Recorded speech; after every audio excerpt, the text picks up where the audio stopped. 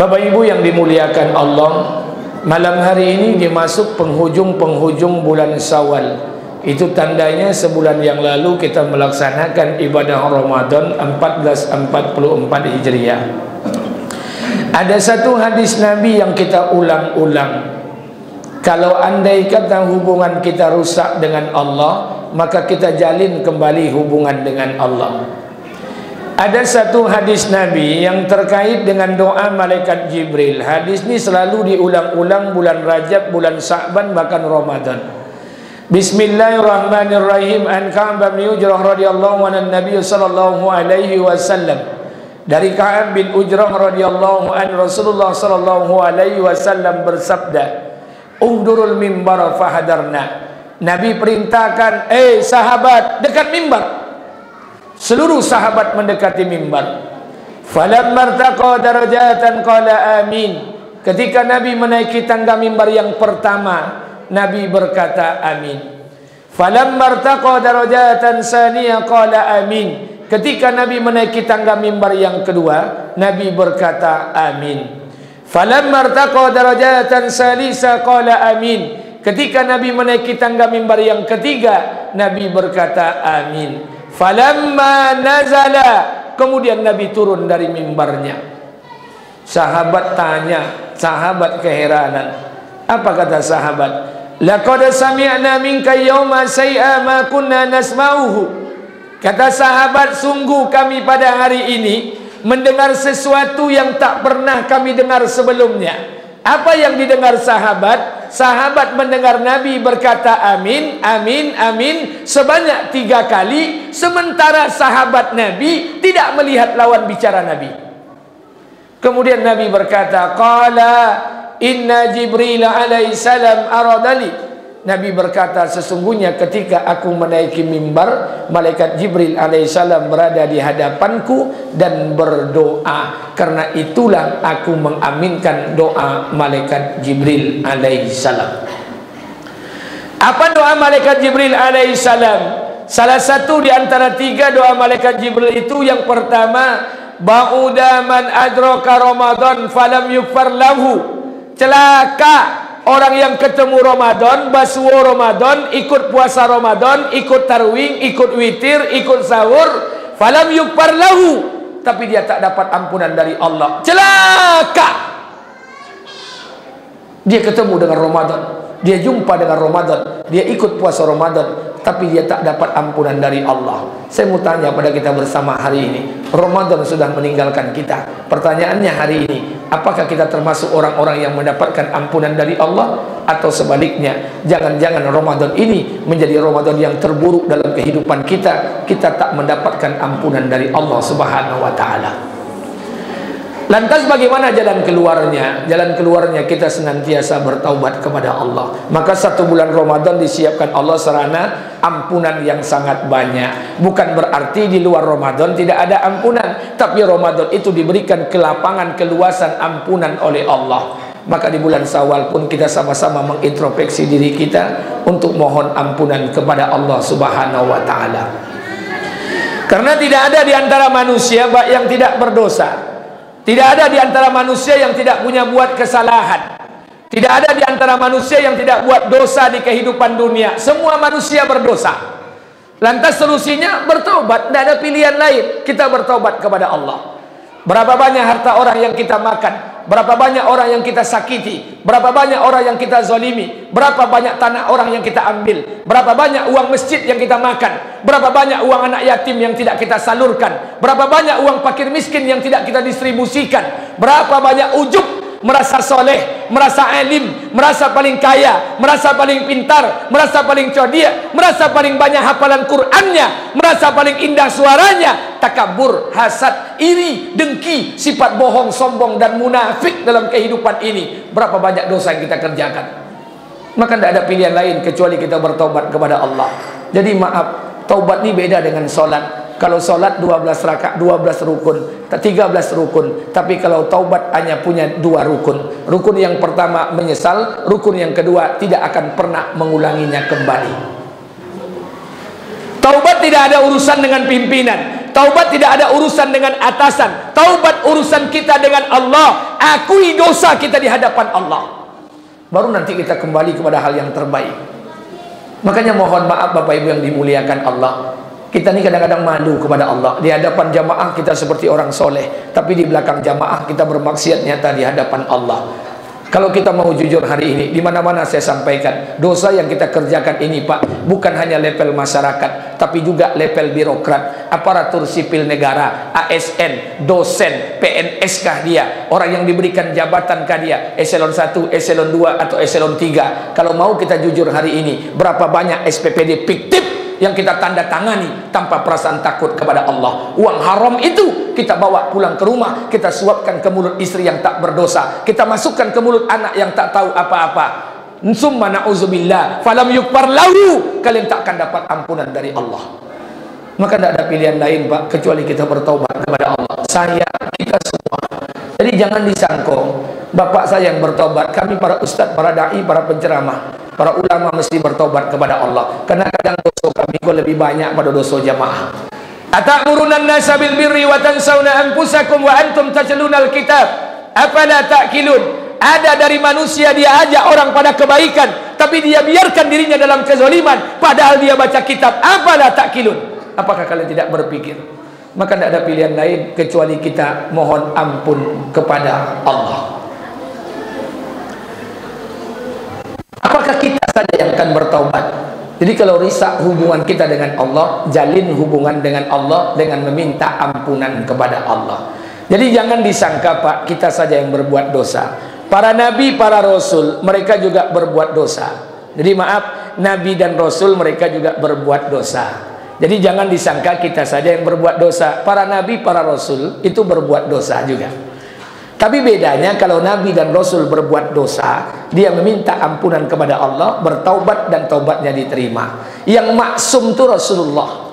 Tapi walaupun nabi kita tuh maksum, apakah nabi kita tak punya silap dan salah? Ada. Nabi kita punya kesilapan juga. Kapan ketika itu? Suatu ketika nabi duduk. Datang satu orang tua namanya Abdullah Umi Maktum. Ketika itu dia belum masuk Islam, tapi dia pingin masuk Islam. Datang Abdullah Umi Maktum, sudah tua, buta, datang kepada Nabi. Apa kata Abdullah Umi Maktum? Ya Muhammad, izinkan aku masuk Islam. Di saat yang sama datang kepala suku, nenek mama, orang kaya datang kepada Nabi. Ya Muhammad, ajarkan kami Islam. Nabi berpikir kalau diajan pajacit dan tua buto kok Abdullah Umi Maktum inyo surang dia akan masuk Islamnya. Tapi kalau diajarkan kepala suku kok bukan dia saja masuk Islam, satu sukunya masuk Islam. Maka Nabi tinggalkan Abdullah Umi Maktum yang lemah, tua dan buta. Nabi ajarkan Islam kepada kepala suku nenek mama. Karena perkara inilah turun asbabun nuzul ayat. Abasa wa tawalla. Hai Muhammad, orang yang bermuka masam, telah datang satu orang lemah kepada kalian, minta ajarkan Islam. Datang orang kuat, minta ajarkan Islam. Engkau tinggalkan yang lemah, engkau ajarkan yang kuat. Apa kata Allah? Kalla, hai Muhammad, sekali-kali kau jangan berbuat demikian. Kena hidayah itu punya Allah. Salah Nabi, turun ayat membetulkan. Hari ini kalau awak salah Pak, ayat mana yang turun? Tidak ada, paling-paling dulu wakil wali kota namanya ayat Cahyadi namanya. Jadi kalau Nabi salah, turun ayat membetulkan. Makanya jangan disangka kita saja berbuat dosa. Para Nabi, para Rasul mereka juga berbuat dosa. Siapa Nabi yang berdosa? Ini kita bahas satu-satu, 45 menit, tidak lebih, tidak kurang. Ini ceramahku panjang pendek, honornya sama nih Pak. Baik. Satu, siapa Nabi yang berbuat dosa? Pertama Adam alaihissalam. Apa dosa Nabi Adam? Wa iza qala rabbuka lil malaikati inni ja'ilun fil ardi khalifah. Ketika Nabi Adam diciptakan oleh Allah sebagai khalifah, diciptakanlah Adam. Ketika Adam diciptakan, setelah diciptakan, Allah perintahkan dalam Quran, wa iza qulna lil malaikati isjudu li Adam fasajadu illa iblis. Diperintahkan oleh Allah seluruh malaikat untuk sujud kepada Nabi Adam alaihissalam. Pak, Bu, sujud di sini bukan sujud ibadah, tapi sujud menghormati Nabi Adam. Illa iblis. Iblis tidak mau, kecuali iblis. Kenapa iblis tidak mau sujud? Sama-sama sudah kita tahu, Pak. Alasan iblis tidak mau sujud 3 saja. 1, iblis berkata, ya Allah, saya ini terbuat dari unsur api, sedangkan Adam terbuat dari unsur tanah. Unsur api lebih mulia daripada unsur tanah. Gengsi kalau saya sujud dengan Adam. Iblis mencoba membangga-banggakan asal-usul keturunan nenek moyangnya. Apakah salah alasan iblis seperti ini? Tidak. Alasan iblis seperti ini sudah banyak dibuat oleh manusia. Hari ini, Pak, awaklah bangga lo dengan asal-usul keturunan nenek moyang awak. Laitan tu deang PJ wali kota awak kini go. Itu bininya tu adik-beradik orang Semondo je bini ambo. Camat awak kini go, lakinya tu pulang sana ke laki ambo. Lurah awak kini go, pas adik ipar dari adik kandung ambo. Kalau adonan model itu pas mirip-mirip iblis. Nah, tak usah dia bangga-bangga boleh Pak, biasa-biasa je lagi go. 2, kenapa iblis tidak mau sujud pada Adam? Iblis berkata, ya Allah, saya ni pimpinan para malaikat, nama saya Azazil. Ratusan tahun saya beribadah, ratusan tahun saya sujud, ratusan tahun saya bertasbih, teruji ibadah saya. Adam baru diciptakan, oh lun tentu omu sujud, oh lun tentu omu beribadah, tak mungkin saya sujud pada Adam. Iblis mencoba membangga-banggakan kebaikan yang telah pernah diperbuatnya kepada Allah. Apakah salah? Tidak. Alasan iblis seperti itu lah banyak dibuat di awak kini. Awak pun bangga dengan kebaikan yang telah pernah kita lakukan. Kalau ndak gara-gara den ketua masajidnya, ndak akan serancak iko masajid. Kalau ndak den Pak RW-nya, ndak akan dapat ang bantuan BLT itu. Kalau ndak den Pak RT-nya, ndak akan lagi yang bantuan PKH. Kalau adonan model itu pas mirip-mirip iblis. Tersinggung lah. Ndak diundang sok bonti, ndak diagi amplop, ndak ada masalah. Dah, saya akan sampaikan saja di mana-mana, Pak. Jangankan depan Pak RT, PRW, depan Pak Wali Kota saya sampaikan seperti ini. 3, kenapa iblis tidak mau sujud pada Adam? Iblis berkata, ya Allah, saya ni senior, Adam tu junior, dan kau orang lama, Adam orang baru, masa orang lama tunduk dengan orang baru? Apakah salah alasan iblis seperti ini? Tidak salah. Alasan iblis lah banyak dibuat di awak kini kok. Mentang-mentang lalamu tinggal siko, baru pindah orang. Hei, ang baru setahun 2 tahun ang tinggal siko, letan tuang kaden lah bakarak-karak dia tinggal siko. Kalau adonan model itu pas mirip-mirip iblis. 3 perkara inilah yang membuat iblis terusir dari surga. Tinggallah Nabi Adam berada dalam surga. Berapa lama Adam singgah dalam surga? Sangat lama. Berapa lama? Sangat lama. Berapa panjang? Sangat panjang. Kalau ditanya berapa tahun Adam tinggal dalam surga, mata uang. Karena tidak ada hadis yang mengatakan berapa lama Adam tinggal dalam surga. Kena mohon maaf, Adam Kopa ikut ceritanya bukan setahun 2 tahun. Namu ambo Saprinaldi, namu ayah ambo Dahlinur, namu omak datu ambo namanya Saib. Di paspor ditulis namu ambo Saprinaldi bin Dahlinur bin Saib. Ambo tanya ke ayah ambo, ya, namu ayah siapa? Namu datu ayah go ayah Saib go. Kata ayah ambo, itulah ndak joleh di ayah ada. Orang membau tuk janggui je nya. Ompek kate namo kabur. Ini kok cerita Nabi Adam kok bukan cerita setahun 2 tahun. Berapa jarak kita dengan Rasulullah? Hampir 1500 tahun. Berapa jarak antara Rasulullah dengan Nabi Adam? Berapa Pak jarak Rasulullah dengan Nabi Adam? Ada yang tahu? Tu makanya Pak jangan piti ke piti je dia tong. Nya perlu dikaji silsilah biar tentu berapa jarak Rasulullah dengan Nabi Adam. Berapa tahun? Bukan setahun 2 tahun. Muhammad bin Abdullah bin Abdul Muttalib bin Hasim bin Abdul Manaf bin Qusay bin Kilab bin Murrah bin Ka'ab bin Ghalib bin Fil bin Malik bin Nadar bin Kinana bin Mudrika bin Huzaimah bin Mudar bin Man'ad bin Ilyas bin Adnan bin Ismail bin Ibrahim alaihissalam. Berapa ribu tahun? Ibrahim bin Tara bin Nahur bin Sarud bin Ra'u bin Abir bin Falik bin Saleh bin Arfa bin Sam bin Nuh alaihissalam. Berapa ribu tahun? Nuh bin Lami bin Mutasalli bin Idris alaihissalam. Berapa ribu tahun? Idris bin Yarid bin Mihlail bin Qainan bin Anusi bin Sis alaihissalam bin Adam alaihissalam. Berapa ribu tahun? Itu bukan cerita setahun 2 tahun. Makanya saya sampaikan buat kita bersama. Ada jemaah saya, Pak Ustaz, besok kami pulang kampung Ustaz. Ngapa pulang kampung? Ambo kan tuli namu ambo, namu ayah ambo, namu datuk ambo, namu kakek-kakek ambo. Ambo tulis Ustaz. Untuk apa? Biar ambo tengok Ustaz, jangan-jangan kakek-kakek ambo kate bersuwo dengan jalur para nabi. Saya sarankan tak usah. Kenapa? Nanti masuk dengan ketemu dengan jalur Abu Lahab, stres. Ketemu dengan jalur Fir'aun, Pak, patah semangat. Jadi jangan memaksakan diri. Maka ini ceritanya bukan cerita setahun 2 tahun. Maka tinggallah Nabi Adam alaihissalam berada dalam surga. Berapa lama? Sangat lama. Untuk menemani Adam diciptakanlah Hawa. Maka tinggallah Adam dan Hawa menjadi pasangan suami istri, tinggal dalam surga. Titik. Sampai si kojan banyak tanya. Ini jemaah banyak sok cadik, bantu codik, tapi bongak. Bertanya Ustaz, bertanya cik, siapa Pak Kuah yang nikahkan Adam dan Hawa tu? Jadi tidak usah bertanya. Bertanya tu boleh Pak, tapi yang bertanya menambah iman. Kalau tidak bertambah iman, tidak usah bertanya. Karena Nabi buat warning. Apa kata Nabi? Innallaha kariha salasa. Ada 3 perkara yang dibenci Allah. Innallaha kariha salasa. 3 perkara dibenci Allah. 1, kila waqala kila waqala kila waqala kila waqala kila waqala. Katanya. Itu paling dibenci oleh Allah. Ibu-ibu duduk di kedai bercerita pagi hari sambil belanja. Apa kata ibu-ibu? Lah dapat kalian kabar terbaru. Kabar apa tu? Pak RW awak babini 2. Dan kecek ibu sebelah. Dari mana kau dapat cerita? Kecek-kecek orang. Kila wa kola. Allah paling benci. Makanya ibu-ibu saya sarankan, kalau tidak tahu sumber cerita, tutui, muncung kau, jangan bercerita. Allah paling benci. Yang kedua, kasratun soal.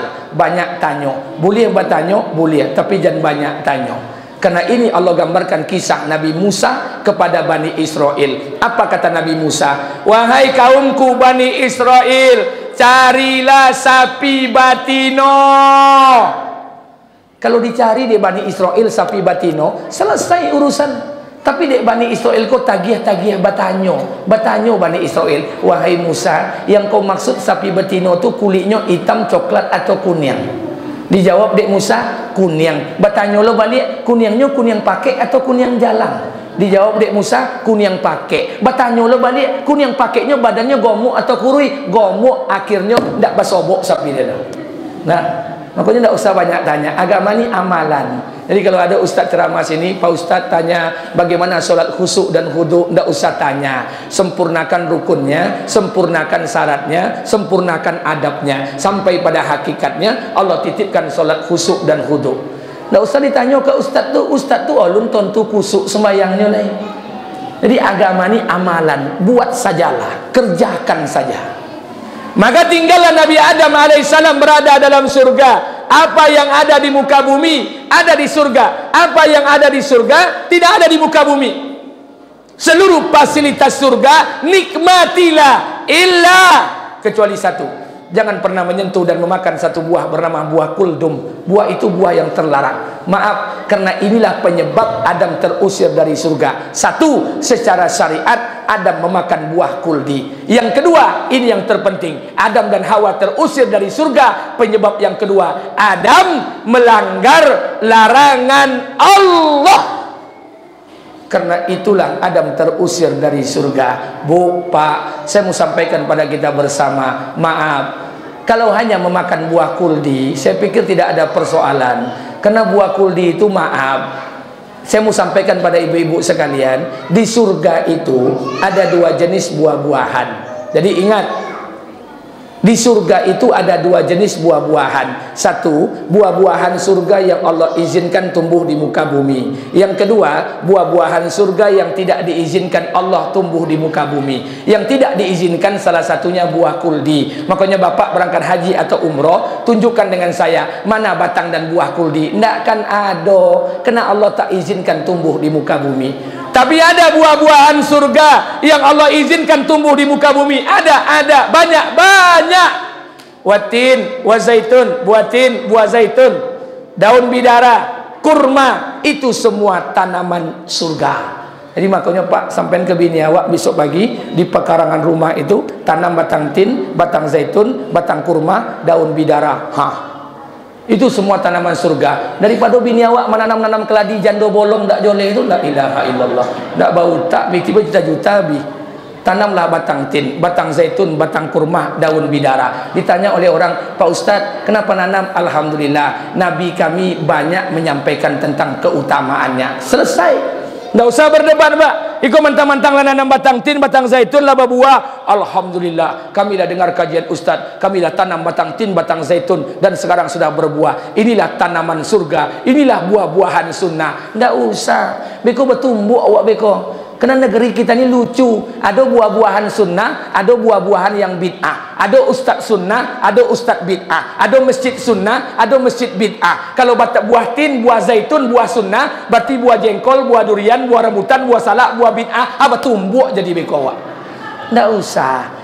Tanam saja, selesai urusan. Jadi kita tidak usah berdebat-debat lagi perkara-perkara yang tidak mesti diperdebatkan. Sama dengan perkara janggut, Pak. Maaf, Bapak mau pakai janggut boleh, tidak pakai janggut tidak ada masalah. Kena janggut kok bukan rukun sembahyang. Bapak mau berjanggut boleh, tidak berjanggut tidak ada masalah. Ustaz, Nabi awak berjanggut, oke. Sahabat berjanggut, iyo. Orang Arab berjanggut, iyo. Orang Arab dengan kita beda. Indonesia ini rasnya Mongolit. Mongolit itu mayoritas tidak berjanggut. Kalau adonan berjanggut, tumbuhkanlah. Kalau yang ado tidak berjanggut, jangan dipaso-paso lo tumbuh. Jadi agamaku simple, Pak. Yang membuat susah aku beragama kan sepeda tidak berlampu saja. Jadi agama ini simple. Ustaz kok pakai janggut? Pak, Bu, ambo pakai janggut kok. Letan tu dia apa? Pertama mengamalkan sunnah Nabi. Abu Lahab, Abu Jahal, Ustaz lebih labik janggut daripada Ustaz. Okey lah. Daripada dek Abu Lahab lo awak bertumbuk. Bapak ibu letan tu ambo pakai janggut kok. Pertama ambo pakai janggut kok jago-jago. Dia apa jago-jago? Jago-jago. Apa yang dijago-jago? Jago-jago. Kalau besok di akhirat masuk surga, tiketnya pakai janggut, mampu kalau tidak berjanggut. Jadi suku-suku ambo lah janggut ambo. Jadi tidak perlu berdebat. Sama dengan kita makan, Pak. Bapak baca kitab mana saja, buku mana saja. Sunnah Nabi itu makan 3 jari. Nabi makan 3 jari. Sahabat makan 3 jari. Orang Arab sampai sekarang makan 3 jari. Sunnah itu makan 3 jari. Orang Arab sampai sekarang makan 3 jari. Wajar. Karena orang Arab tuh makanan pokoknya korma sama roti. Kalau awak makan 3 jari, makan soto, coba bakso, lotui boleh. Jadi tidak usah berkelahi. Kalau ingin makan 3 jari, boleh. Kalau ingin makan pakai sendok, tak ada masalah. Jangan pula dibilang orang makan pakai sendok mengikuti Yahudi dan Nasrani. Terlalu rendah harga diri umat Islam, jatuh kepada Yahudi dan Nasrani hanya gara-gara makan pakai sendok. Makanya beragama itu mudah. Cuma awak sepeda tidak berlampu, kau nak membuat payah beragama. Nah, tapi kita tidak bahas itulah. Adam dan Hawa terusirlah dari surga. Kenapa dosanya? Melanggar larangan Allah. Terusirlah Nabi Adam dan Hawa, turun ke muka bumi. Dalam sejarah disampaikan, Hawa dipisahkan dengan Adam. Hawa diturunkan di daerah Jeddah. Makanya Jeddah itu asal namanya Jiddatun. Adam diturunkan di 2 tempat menurut sejarah. Satu, daerah Gujarat, perbatasan dataran India. Ada yang lah sampai ke situ, Pak? Alun. Yang kedua, keterangan sejarah kedua, Adam diturunkan di daerah Sri Lanka. Ada yang lah sampai ke situ? Alun jo. Makanya Bu, Pak, kalau piti banyak, rumah gadang ame banyak, piti banyak, oto banyak. Kalau banyak piti jalan tu pergi ke luar negeri. Ambo kok bontuknya buruknya, tapi hobi ambo jalan ke luar negeri. 2003, 2006, 2009, Singapura, Thailand, Malaysia, Laos, Myanmar, Vietnam, Kamboja, Sri Lanka. Kalau dak corona potang, dak ada corona potang, ambo berangkat ke 7 negara di Asia. Tapi dek corona ndak jadi berangkat. Visa sudah keluar, corona datang, tak jadi berangkat. Makanya ambo sampaikan ke Bapak Ibu, kalau punya piti, jalan tu ke luar negeri. Ikut ndak tinggal di kota, tampangnya sok-sok orang kayo, piti banyak, oto banyak, rumah gadang, jalannya ke Sungai Ucil, Sungai Pulau Cinta, ke Palau Banda, Sungai Galombang, kampungan. Jalan tuh ke luar negeri, biar tontu atau sampai bersejarah. tampang-tampang orang kota mandi di Pulau Cinta, Jawi mandi di Pulau Cinta, awak ikut lo mandi situ. Nah, saya tidak menghina anda kalau dapet jalan ke luar negeri, nak tontu tompek bersejarah tu. Maka turunlah Nabi Adam alaihissalam. Selama Nabi Adam turun, Adam memohon ampunan kepada Allah. Kenapa? Karena Adam tahu dia berbuat dosa, melanggar larangan Allah. Adam baca doa, Rabbana zalamna anfusana wa illam taufir lana wa tarhamna lanakunanna minal khasirin. Berapa lama Adam baca doa ini? Adam baca doa ini, ulama tafsir mengatakan 40 tahun, tafsir lain mengatakan 400 tahun. Barulah taubat Nabi Adam diterima Allah. Allah ceritakan dalam Quran, fatalaqa Adamu min rabbih kalimati fataba alaihi innahu wat-tawwabur rahim. Tak kala taubat Nabi Adam diterima Allah, Adam berbuat dosa kemudian bertaubat dan taubatnya diterima Allah. Kita bukan Nabi Adam, Pak. Apa dan membuat hati awak kore sehingga tidak mau mengakui dosa di hadapan Allah. Ibu bapak bukan Nabi Adam alaihissalam. Apa yang membuat hati kita angkuh sehingga tidak mau mengakui dosa di hadapan Allah? Akui dosa kita di hadapan Allah, minta ampun kepada Allah. Satu, Adam alaihissalam. Dua, Nabi mana yang berbuat dosa? Yunus alaihissalam. Apa dosa Nabi Yunus? Dosa Nabi Yunus meninggalkan kaumnya. Kenapa kaum Nabi Yunus? Kaum Nabi Yunus tu muncungnya baciri. Sama aja muncung-muncung bini awak kini kok. Muncung Nabi Yunus tu baciri. Tidak tahan Nabi Yunus, dia tinggalkan kaumnya, dia pergi naik kapal menyeberangi lautan. Di tengah laut berlakulah keputusan Allah. Nabi Yunus dilempar dari lautan, dimakan oleh ikan yang sangat besar. Bapak ibu tidak perlu mencari tahu apa nama ikan yang memakan Nabi Yunus, tidak penting. Tidak perlu mencari tahu di laut mana Nabi Yunus ditenggelamkan, tak perlu. Yang penting Nabi Yunus dimakan oleh ikan yang sangat besar, berada dalam perut ikan. Berapa lama? Ulama tafsir mengatakan 3 hari 3 malam. Tafsir lain mengatakan 7 hari 7 malam. Tafsir lain mengatakan 40 hari 40 malam. Apa dosa Nabi Yunus? Meninggalkan kaumnya. Jadi kopak kisah Nabi Yunus kok meninggalkan kaumnya karena kaumnya muncung baciri, itu hampir mirip dengan kisah pengurus masjid. Nah, kalau ada pengurus masoji berhenti jadi pengurus dek gara-gara ndak tahan dengan muncung baciri jamaah, aku kisahnya mirip dengan Nabi Yunus alaihissalam. Saya mau ingatkan, pengurus masjid mengurus masjid itu Pak gampang-gampang susah. Dibilang gampangnya susah, dibilang susahnya gampang. Datang pengurus masjid solat berjamaah ke masjid, jamaah nan buncung baciri go batu tumbennya pengurus masjid sembahyang kini tentu yo kau nyo pengurus baru, salah yo. Besok pagi ndak tiba pengurus ke masjid, apa kata jamaah nan buncung baciri, matam pangidung pengurus kau, salah yo. Hari ketiga tiba pengurus ke masjid, lah selesai sembahyang pengurus minum kopi di teras masjid. Apa kata jamaah nan muncung baciri, piti impak mana lo dipakai dek preman. Jadi ngurus masjid kok Pak gampang-gampang susah. Jadi mohon maaf, sama dengan satu orang anak sama ayah pergi ke pasar, tapi naik kudo. Hari pertama ayahnya naik kudo, anaknya nan melo tali kudo. Apa kata orang pasar? Ayah ndak bau tak. Ayah dia anak lu suruh mendorong, salah.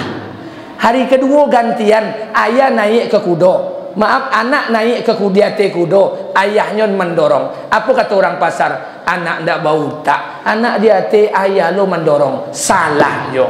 Hari ketiga naik kedua-duanya ayah yo anak dia kudo. Apa kata orang pasar? Memang keluarga ndak bau tak, kudo kurui naik lo baduo, salah yo. Hari keempat turun kedua-duanya, ndak ada yang naik. Apa kecil orang pasar? Keluarga bongak, kudo doa mau jalan kaki.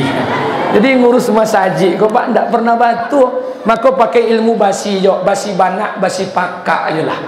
Asal niat kita lurus, kelola. Bu, Pak, saya ini ketua umum masjid. Masjid saya Masjid Al-Ikhlas, Desa Tarai Bangun, Kecamatan Tambang, Kabupaten Kampar. Tak jauh dari rumah Ustadz Abdul Somad, dekat jembatan belok kanan. Bapak Ibu boleh datang ke masjid saya, datanglah. Alhamdulillah. Masjid saya itu dulu 2 tahun yang lalu musola, sekarang sudah dirubah jadi Masjid Al-Ikhlas. Kalau pekarangannya masjidnya hampir sama besar sedikit, tapi pekarangan kami jauh lebih besar. Pekarangan parkir kami bisa menampung hampir 150 kendaraan roda 4, saking besarnya.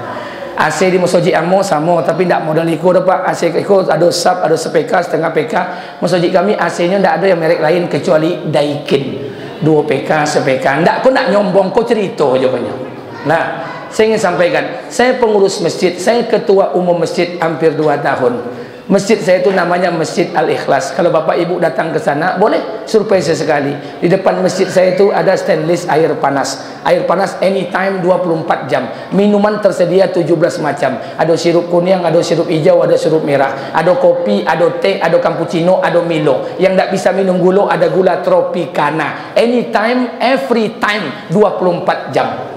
Di samping masjid kami itu ada badan usaha milik masjid, grosir beras. Jadi keuntungan setiap bulan dibagi pada masyarakat miskin. Dan insya Allah akhir bulan ini akan datang ATM beras. ATM beras itu kita siapkan untuk fakir miskin. Asal dia mau ke masjid sholat, silakan mengambil ATM beras 1 kilogram satu hari untuk fakir miskin yang ada di lingkungan masjid. Di belakang masjid ada cucian Honda dan cucian mobil. Bapak Ibu yang sholat Jumat di sana, setiap Jumat pagi sampai sore free untuk cuci Honda dan cuci mobil. Di sebelah cucian mobil ada pangkas rambut. Bagi yang sholat berjamaah Jumat di sana, free dari pagi sampai sore untuk pangkas rambut, ditanggung oleh masjid. Makanya masjid kami itu namanya Masjid Al-Ikhlas. Kalau kini lah berganti namanya, orang menyebutnya masjid kami Masjid Kambiang. Deapo Kambiang, maaf, acara di masjid kami kajian subuh, halal bihalal, Isra Mi'raj, Maulid Nabi, puasa nisfu Sa'ban, ibu-ibu puasa Rajab. Maaf Bu, ayah aku model iko ndak pakai di masjid kami nah. Terhidang gulai kambiang kiri kanan, gulai kambiang, jamaah makan semuanya. Kalau acara-acara PHBI model iko, kue-kue yang ibu bawa tu lope, godok, bakwan tu ndak pakai di masjid kami. Makanya mohon maaf, dakwah pertama itu bukan dakwah ilallah, tapi dakwah itu pertama kali adalah dakwah ila ta'am. Ajak orang makan. Makanya Bapak Ibu saya ajak berjalan-jalan, kelilinglah di Kota Pekanbaru. Saya mengisi kajian rutin di mana? Di Masjid Nurul Yakin rutin di Sail. Di Al-Falah Jalan Sumatera, Raudatul Solihin Bukit Barisan, di Nurul Huda Ronggo Warsito, di Ait Thayyibah Jalan Cemara, hampir 34 masjid. Saya mengisi kajian rutin. Di mana ada masjid yang menghidangkan makanan dan minuman, pasti jamaahnya ramai. Iyo atau enggak? Iyo atau enggak? Tapi kalau hidangannya godok ke godok, bakwan ke bakwan, abon tuak kola jamaahnya. Nah, ambo bukan tak suko ke bakwan suko, tapi kalau bakwan yang digoreng maghrib tadi, ikunan awak bawa ke masjid bakwan tadi pagi lah gopuk kore lo. La ilaha illallah. Saya ingin sampaikan, Pak Ustad, kambiang tu mahal Ustad. Oh Ustaz, iya masjid kayo, maaf, saldo masjid kami minus. Kambiang mahal, kambiang manonan mahal. Kambiang akikah iya 3 juta. Kambiang korban iya 3 juta. Yang nyuruh ibu bapak beli kambiang korban siapa? Poi ibu ke kandang kambiang, cari kambiang batino. Boreknya 20 kilo, matonya celek, kakinya pincang. 500.000 kambiangnya. Masa boleh kambiang agi cabodak, undang kiri kanan masjid. Kalau tak tiba orang kau potong telinga bawah. Tapi kalau godok ke godok, bakwan ke bakwan, ya bentuk akola jamaahnya. Nah, makanya pengurus masjid itu jangan gino impak ke impak aja pikirkannya. Pikirkan bagaimana orang mau datang ke masjid nih.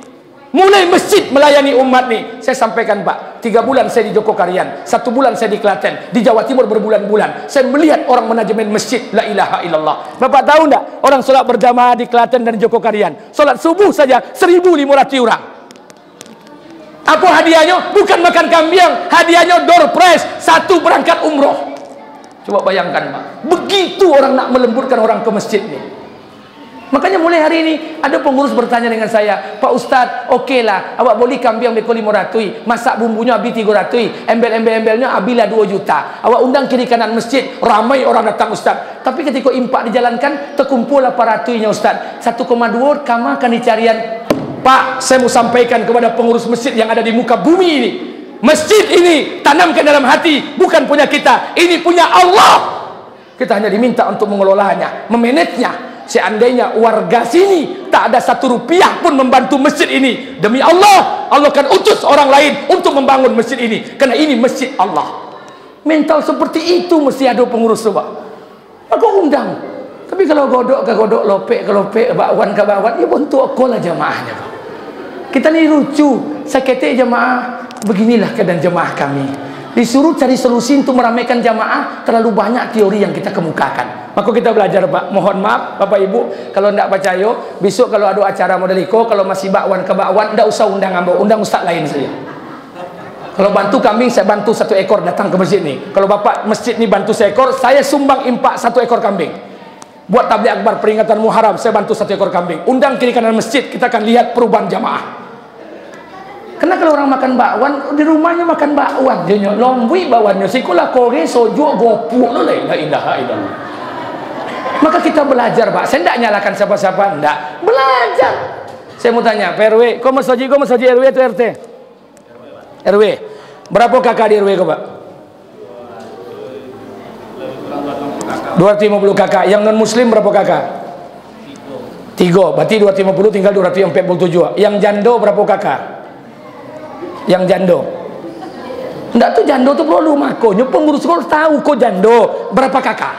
Berapa kakak, Pak? Kira-kira 10 kakak, non muslim 3, jando 10, berarti 3 boleh. 250 dikurang 3 boleh. Berarti lebih kurang sekitar 237 muslim yang ada kakak kepala keluarga. Pengurus masjid mesti memastikan, mesti memikirkan. Kalau zuhur asar oke lah nyok rajo, maghrib isya minimal subuh harus ada 237 laki-laki solat berjamaah di masjid itu. Itu kalau nyesurang, kalau dibawanya bininya berarti ompek rati 70 ompek. Itu kalau bini cie, kalau bini 2. Seperti itu pandangan pengurus tuh, Pak. Baru berpikir namanya. Bagaimana orang meramaikan masjid. Sayang, Pak, masjid sekarang sudah ramai. Di mana-mana Pekanbaru sudah ramai. Saya minta pada kita bersama, saya pribadi, Pak, saya juga punya PR. Saya juga punya PR, Masya Allah. Makanya kadang-kadang kita lucu juga. Kita masjid ini kita buat megah-megah. Orang sembahyangnya la ilaha illallah. Di Thailand, saya 2 bulan di Thailand, Pak. Saya demi Allah, di Thailand tuh saya 2 bulan. Ya'la, Patani, Naratiwat, Songkla. Saya solat di masjid perkampungan muslim tuh la ilaha illallah. Itu solat 5 waktu mereka, zuhur, asar, maghrib, isya, subuh, sama banyak jo sembahyang Jumat. Penuh. Beda masoji awak, banyak lo kipe angin pada orang le. Panjang lo sejadah pada jamaah le. Inyo azan, inyo lo komat, inyo imam plus makmum, inyo doa, inyo lo mengaminkan. Mana yang lain? Saya ingin sampaikan buat kita bersama. Makanya mohon maaf, saya ingin sampaikan kita belajar hari ini. Jadikan masjid itu sudah mulai melayani umat. Belajar demi Allah. Allah lebih tahu cara mengurus masjidnya ini, karena ini rumahnya Allah Subhanahu wa taala. Tapi Allah minta kita mengelolanya. Kelolalah. Tapi kita tidak bahas panjang lebar masalah masjid ini. Ini seremonial saja saya ingin sampaikan. Makanya Bapak Ibu berjalanlah di Pekanbaru nih. Lihat di mana-mana masjid yang ada hidangan makan dan minumnya. Di Masjid Nurul Yakin, orang puasa Senin dihidangkan makanan berbuka. Orang yang puasa Kamis dihidangkan berbuka. La ilaha illallah. Dari mana pitinya? Tidak akan terpitian dah. Tapi Allah tahu cara untuk menyelesaikannya. Baru masjid itu datang. Apalagi masjid kita tepi jalan dekat. Ini yang terjadi. Nabi Yunus alaihissalam meninggalkan kaumnya, berbuat dosa, kezaliman yang dibuatnya meninggalkan kaumnya dalam perut ikan. Nabi Yunus bermohon ampun kepada Allah sambil baca doa, dan doa itu menjadi zikir pagi dan petang kita sampai hari ini. La ilaha illa anta subhanaka inni kuntu minaz zalimin. Maka taubat Nabi Yunus pun diterima Allah. Kita bahkan Nabi Yunus, Pak, apa yang membuat hati kita keras sehingga tidak mau mengakui dosa di hadapan Allah? Kita semua akui dosa di hadapan Allah. Maka saya berikan kata-kata, merasa soleh adalah sebuah kesalahan, merasa salah adalah hakikat sebuah kesolehan.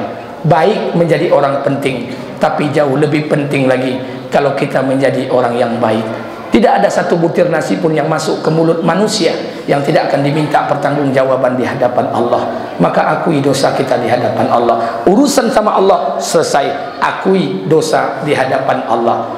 Urusan sesama manusia, kita minta maaf atas silap dan salah. Imam Malik suatu ketika pernah dipenjara oleh gubernur Madinah. Di dalam penjara Imam Malik dipukul oleh Al-Gojo. Pukulan pertama, pelipis sebelah kanannya mengeluarkan darah. Pukulan kedua, pelipis sebelah kirinya mengeluarkan darah. Pukulan ketiga, pipi sebelah kanannya mengeluarkan darah. Ketika dipukul, apa kata Imam Malik? aku ikhlaskan ya Allah. Ketika dipukul yang kedua, apa kata Imam Malik? Aku rela ya Allah. Ketika dipukul yang ketiga, apa kata Imam Malik? Aku maafkan ya Allah. Murid Imam Malik mendengar gurunya berkata demikian. Apa kata muridnya? Wahai guru, kenapa setiap kali dipukul engkau ikhlaskan, setiap kali dipukul engkau maafkan, setiap kali dipukul engkau relakan? Apa yang terjadi wahai guru? Apa kata Imam Malik? Wahai muridku, ketahuilah oleh engkau, kata Imam Malik, aku malu di hari kiamat. Kata Imam Malik, aku malu di hari kiamat bertemu dengan Nabi. Kalau seandainya ada umat Nabi yang masuk neraka gara-gara aku tidak maafkan kesalahannya. Tidak ada kesalahan yang tidak bisa dimaafkan. Tidak ada dosa yang tidak bisa diampuni dengan bertaubat kepada Allah Subhanahu wa taala. Maka maafkan kesalahan saudara-saudara kita. Maafkan segala silap dan salah. Momentum yang baik, walaupun bukan sawal saja sebetulnya, setiap saat dan keadaan. Tapi momentum yang baik, hari yang baik, bulan yang baik, kita saling ikhlas mengikhlaskan di antara kita. Tidak ada lagi noda di antara kita, tidak ada lagi ujub di antara kita, tidak ada lagi iri hati, hasad dalam diri kita. Sama-sama kita mengikhlaskan kehidupan ini. Kemudian yang ketiga, saya ingin sampaikan buat kita bersama, Ramadan yang kita jalani 1 bulan yang lalu juga menjadikan diri kita orang-orang yang senantiasa untuk bersyukur kepada Allah Subhanahu wa taala dan menerima apa yang diputuskan Allah. Pak, Bu, saya ingatkan kepada kita bersama, Ramadan Sahrul Tarbiyah, Ramadan Sahrul Tazkiyah, bulan pendidikan, bulan latihan. Salah satu pendidikan dan latihannya agar kita ini menjadi hamba yang senantiasa bersyukur kepada Allah. Makanya pandang apa yang ada dalam diri kita. Jangan kita kufur dengan nikmat hanya gara-gara memandang nikmat yang Allah berikan pada orang lain. Makanya Bu, mohon maaf, kebiasaan ambo kalau hari raya Idul Fitri, raya pertama ke rumah ayah oma ambo, ke rumah mintu ambo. Hari raya kedua, ambo jalan ke rumah adik-beradik ayah, adik-beradik oma, adik-beradik mintuo. Lebaran ketiga, biasanya saya jalan ke rumah teman-teman saya. Tapi semenjak 2017 setelah corona, saya tak lagi jalan ke rumah teman-teman saya. Kenapa? Menjaga hati saya dan menjaga hati istri saya. Karena dulu, tahun 2007 boleh, ambo pernah berjalan raya ketiga, diteleponlah dek kawan, salah seorang pejabat di Provinsi Riau Eselon 2. Apa katanya? Assalamualaikum Ustaz. Waalaikumsalam. Ustaz, zuhur ke rumah, makan bersama, ajak anak, ajak bini, kita makan bersama. Saya bilang, iyalah, berangkatlah kami sama-sama, sama orang rumah, sama bini, sama anak ambo. Maaf, umur saya sekarang 41 tahun, belum pernah saya melihat rumah sebesar itu. Rumah kawan gue ngeri godangnya. Lihat tu deh bapak, berapa godang halaman pekarangannya? 4.320 meter persegi. Itu luas pekarangan rumah. Jangan dibayangkan rumah awak kok perumnas kok, kelompok perumahan Olun Lunas. Nggak usah sombong. Kalau tanah awak masih ketek, tidak akan kayu ada. Itu 4.320 meter persegi. Masuklah mobil saya ke pagar rumahnya. Rupanya pagarnya itu Bu tinggi, tidak pakai security, pakai elektrik mesin. Jalan surang, terbuka surang. Masuklah Bu ke dalam. Turun kami sama istri sama anak, dibukalah ruang tamu. Sekali masuk ruang tamu, tekojui bini ambo. Apa dek tekojui? Di ruang tamu tu ada air terjun seperti lembah Anai. Apa kata bini ambo? Bang, natural rumahnya ya. Saya bilang, iyo. Masuk lo balik ke ruang tengah. Kami makan di meja batu. Di belakang ruang makan itu ada kitchen set. Belakang kitchen set ada bartender. Sebelah bartender ada meja biliar. Samping meja biliar ada room karaoke. Di belakang room karaoke ada kolam renang ukuran 20 kali 25. Orang kayo. Tapi saya biasa saja. Istri saya biasa saja. Lah selesai 2 jam di situ kami pulang. Naiklah ambo koto, bini ambo naiklah koto. Assalamualaikum, waalaikumsalam. Kami pun berangkat. Ketika akan berangkat, apa kata bini ambo? Bang, bontu itu buat rumah tu mulai tu. Nyo bini awak kau muncung ngecek ndak bau tak dah. Laki orang pejabat, laki kau tukang, maka muncung kau jago. Terkadang kita lupa mensyukuri nikmat yang Allah berikan dalam diri kita hanya gara-gara melihat nikmat yang Allah berikan pada orang lain. Sampai kapan kita tidak mau bersyukur pada Allah? Saya ingin sampaikan buat kita bersama, uang 2 juta untuk hidup cukup, tapi uang 2 miliar untuk lifestyle gaya hidup takkan pernah cukup. Sampai kapan kita akan mensyukuri nikmat Allah? Makanya belajar kita qanaah, belajar kita menerima apa yang diputuskan Allah. Lebaran bukanlah ditandai dengan rumah baru, catnya baru, gordennya baru, permadaninya baru, toplesnya baru, bukan. lebaran hasil kita Ramadan menjadikan diri kita ini. Maka dikatakan oleh Nabi, Ramadan bukan hanya mengajarkan kepada kita ibadah individual, Ramadan juga mengajarkan kepada kita ibadah sosial. Ali bin Abi Thalib duduk sudah sholat asar bersama istrinya Fatimah di depan rumahnya. Saat itu dia sedang berpuasa. Datang tetangganya yang miskin. Assalamualaikum Ali. Waalaikumsalam, kata Ali. Kata tetangganya, wahai Ali, adakah makanan satu piring gandum di rumah kalian? Sudah 3 hari keluarga kami tidak makan. Kata Ali, Fatimah, ambil gandum di belakang. Diambillah oleh Fatimah. Sebelum diambil, Fatimah berbisik ke telinga suaminya. Apa kata Fatimah? Wahai suamiku, 1 piring gandum di belakang, 1 piring satu-satunya makanan itu di rumah kita. Kalau diberikan dengan tetangga, tidak ada lagi yang bisa kita makan untuk berbuka. Itu satu-satunya makanan kita. Kata Ali, berikan saja. Diberikanlah oleh Fatimah. Tetangga itu pun pulang membawa sepiring gandum. Setelah tetangga itu pulang, Ali bin Abi Thalib masuk ke dalam rumah dan menangis sejadi-jadinya. Apa kata Fatimah? Wahai suamiku Ali, apa yang membuat engkau bersedih?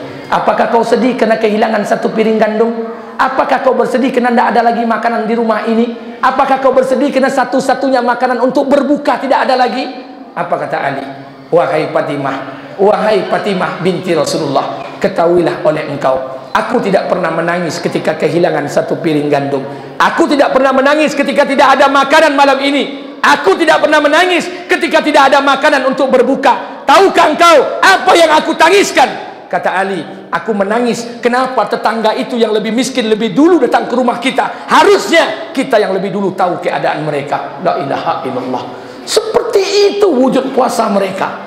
Bukan hanya ibadah individual, tapi kepekaan sosial. Saya mau tanya kepada Bapak Ibu sekalian, sanggupkah, tidak malukah diri kita mengaku beriman kepada Allah, di balik kita berlebaran gonta-ganti pakaian warna putih, warna kuning, warna coklat, warna biru, tapi ada tetangga sebelah rumah pakaiannya kusu dan kumal karena tidak ada biaya untuk membelikan pakaian baru buat anak-anaknya. Tidak malukah kita mengatakan diri kita beriman kepada Allah di balik meja makan kita, gonta-ganti menu-menu makanan kita di Ramadan, di hari Syawal, tapi ada tetangga sebelah rumah yang membeli beras 1 kilogram berhutang di warung sebelah rumah.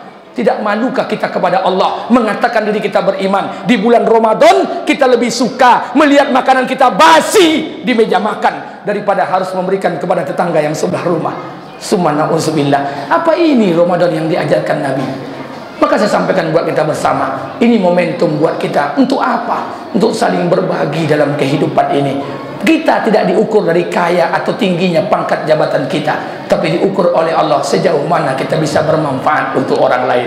Terakhir, saya ingatkan kepada kita bersama, Bapak Ibu yang dimuliakan Allah Subhanahu wa taala, padi yang kita tanam belum tentu akan tumbuh, apalagi padi tak pernah kita tanam. Kita yang sholat, kita yang ke masjid belum tentu akan selamat, apalagi kita jauh dari Allah Subhanahu wa taala. Imam Al-Ghazali sebelum meninggal dunia dia berpesan, wahai manusia, ketika engkau dilahirkan engkau menangis, walaupun ayah dan ibumu tertawa ketika engkau dilahirkan. Oleh karena itu betulkanlah iman, perbaikilah amal, mintalah ampunan kepada Allah agar kelak engkau besok bisa tertawa di saat ayah dan ibumu menangis di hari-hari kematianmu. Kita ingin mati dalam keadaan husnul khatimah. Kita ingin mati sebagai seorang syuhada. Mudah-mudahan Allah kabulkan keinginan kita. Amin. Amin. Amin ya rabbal alamin.